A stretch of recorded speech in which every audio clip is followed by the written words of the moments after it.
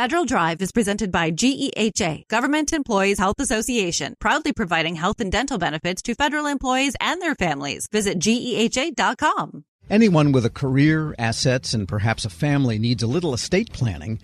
It might be arcane, but it matters unless you plan to live forever. Military service members sometimes have higher risks, so they need to think about estate planning too. For some tips, we turn to the president and CEO of the Navy Mutual Aid Association, Brian Luther. Brian, as always, good to have you on. Thank you, Tom. Good to be back. And what exactly is estate planning? Let's start with the definition here.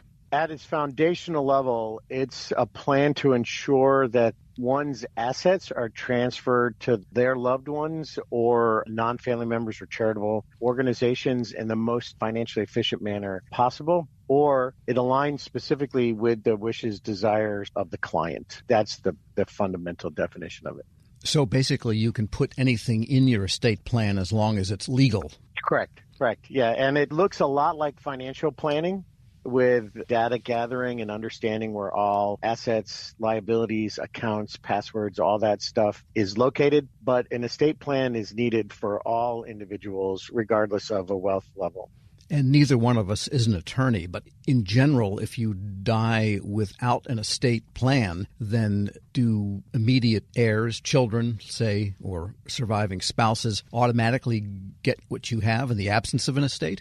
No. So the first part of your estate process would be doing a will. If you die without a will, you're intestate. And that means that everything has to go through the state, which takes a long time and could be costly. If you have a will, then you have an executor, and then your estate will be handled by the will. It still goes through probate, but now it has direction, right? You have a will that's authenticated, the executor is appointed, and then that person is authorized to go through and negotiate the closing of accounts, grabbing the assets, determining the date of death, death certificate, going to all those accounts, and then getting the transfer to theirs.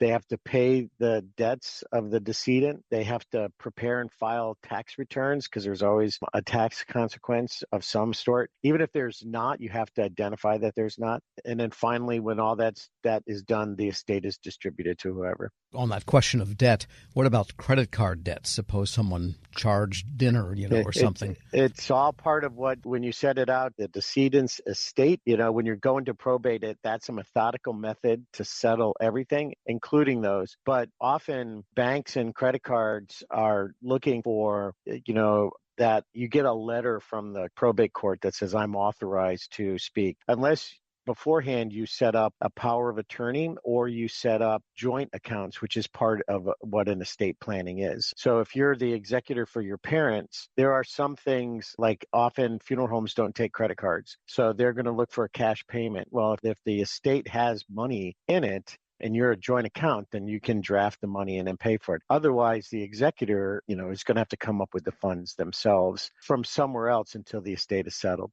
Sure. It sounds like dying is really a pain in the neck when you come to think of it. You would think that even for small estates that it could be handled quickly, but once you get into a probate and you get into the court where there's ambiguity, they want to make sure that they're handling everything exactly right, because if not, then it causes this multi-generational ripple effect. They prefer to get it slow but steady and get it done. But there are people with stories of probate taking a couple of years to settle an account, even with a will, right? And so if you don't have a will, it's going to be a much longer evolution.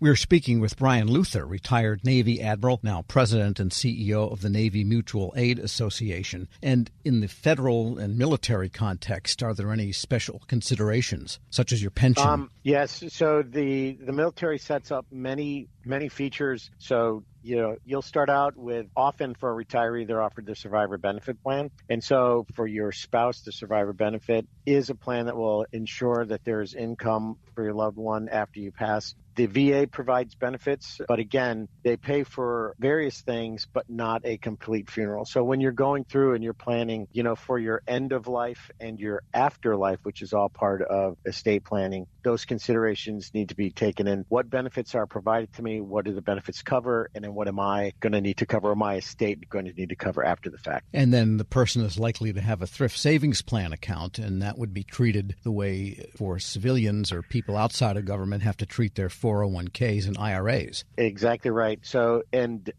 ironically, I am as guilty of this as the next person. My wife is retiring from federal service, and she's transferring her TSP to a financial advisor.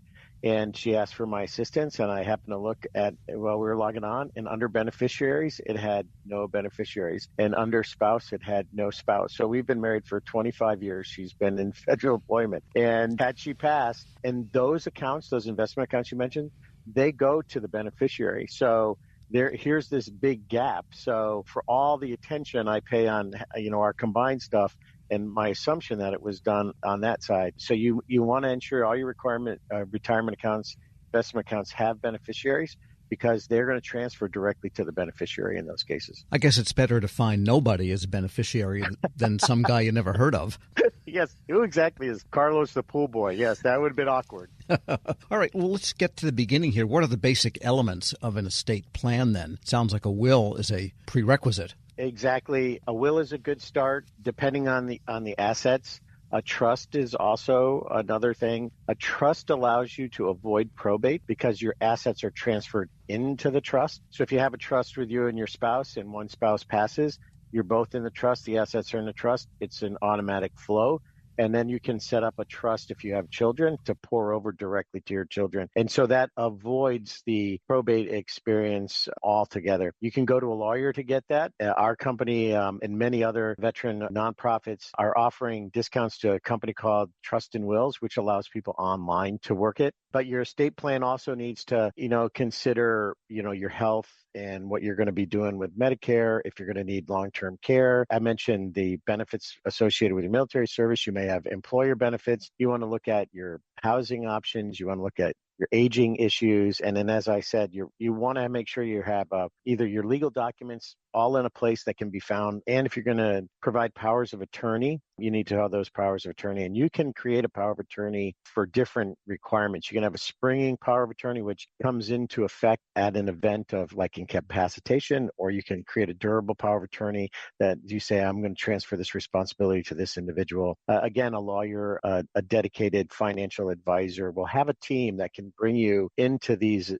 different areas, bring the areas of expertise in to help you out. And of course, if you have a life insurance payout at the time of your demise, that would be part of this plan. Just review for us briefly, what are the life insurance considerations for members of the military, especially those that might be exposed to combat? While you're active duty, you're as part of the group insurance, and it's called Servicemen's Group Life Insurance. And as a group policy, it's only there for while you're a member of the group. So as you leave the military, typically people will look to replace that.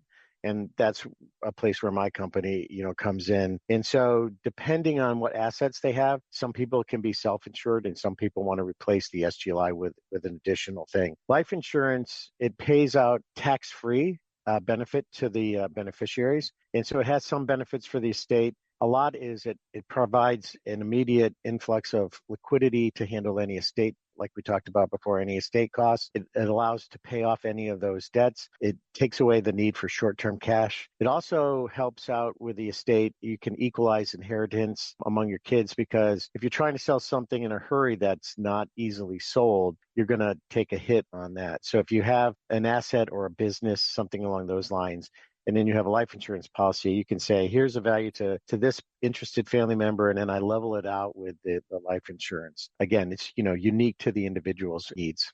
It sounds like your estate plan, though, is something you should